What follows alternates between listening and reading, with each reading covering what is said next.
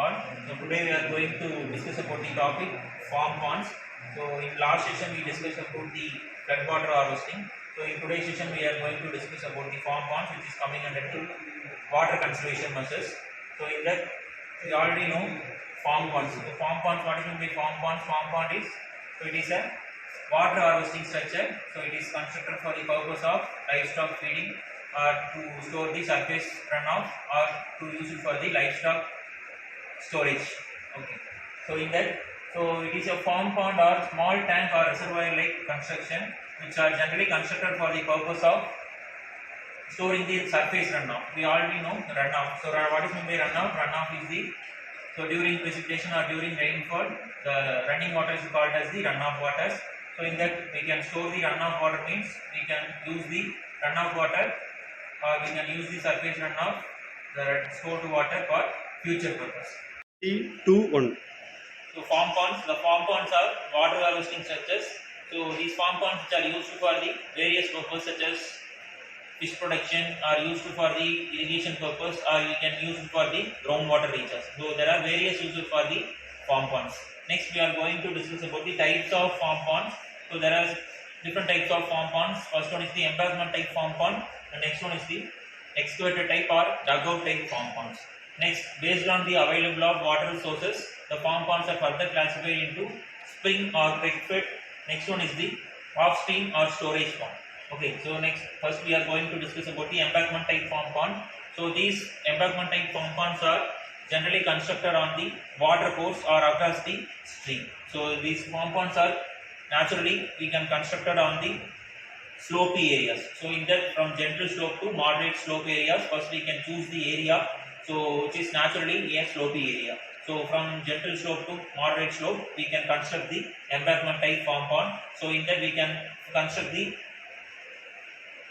so we can see the diagram. So in that embankment type farm pond, we can choose the area as naturally slopey areas from gentle slope to moderate slope areas. So in that slopey areas and the natural depression, we can store the surface runoff waters. Okay, so in that we can construct an earthen dam. So in that earthen dam, we can, it is act as a retaining wall of these farm ponds. So it can naturally we can store the water in the embankment type farm ponds. These water can be used for irrigation purpose or we can use for further future usage. Okay, so next one is the excavator type farm pond. In that we can dug out the or we can excavate the soil from the level surface. So in that we can excavate the soil. From that excavated soil, this excavated soil is used for strengthening the embankment around the farm ponds. So based on the available water source, the farm ponds are further classified into spring or creek fed. Next one is the off stream storage pond. So we already know spring or creek fed pond is generally constructed in the downstream of the hilly areas. So in that the water source is from the naturally available springs or naturally available cracks. The water is stored in that spring or creek fed pond. So next one is the off stream storage pond. So in that off stream storage pond, so which is generally constructed in the side of ephemeral streams.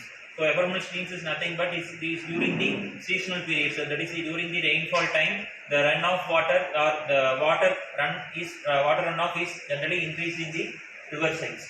So that we can construct the pond nearby the sides of the rivers, means we can divert the excess water from the rivers. So from that the excess water is stored in that farm pond. Next, once the farm pond is filled, means we can remove the excess water from the outlet. So we can divert the inlet water into that pond. So next, after that the farm pond is filled, we can divert the excess water into the stream. So this one is the off stream storage pond. Next, we are going to discuss about the main, that is the components of farm pond. So in that, first is pondage or storage area. So storage area is nothing but the water storage area is called as the storage area. So the runoff water is stored in the farm pond, the storage area. Next one is the earthen embankment. So earthen embankment is nothing but it is a side wall. So it is used to the embankment type structure is used to strengthen the wall of the farm pond. Next one is the mechanical and emergency spillway. So mechanical spillway is used for the safe disposal of excess water from the farm ponds. Next one is the emergency spillway. So emergency spillway is used for once the it is used for the once the inlet water is increased in the farm pond means we can safely remove the excess water. So at the time it will overcome the overtopping effect. So overtopping effect is nothing but the waving action of the water. So if the waving action of the water is higher means the water will be leaked in the surrounding sides of the farm ponds. So that to avoid that situation we can use the emergency spillway. So the emergency spillway is filled at the we can fix at the one end of the embankment. 1. So next we are going to discuss about the design of farm pond. So for designing the farm pond, the following parameters we can consider.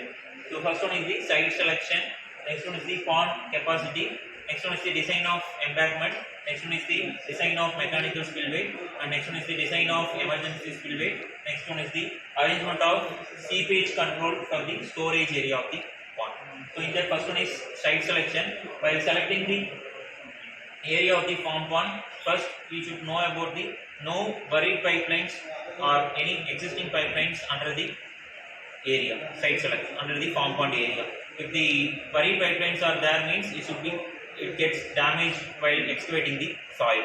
The next one is the from the economic point of view, we can choose the area with least earthwork with maximum storage of water. So it is located at the site where the largest storage volume can be obtained with the least amount of earthwork. So while the least amount of earthwork means the excavation of soil is minimum. So in that minimum work we can store more amount of water. So that we can choose what the solution means. We can choose the naturally available depression. So in that depression we can store the runoff waters. So next one is the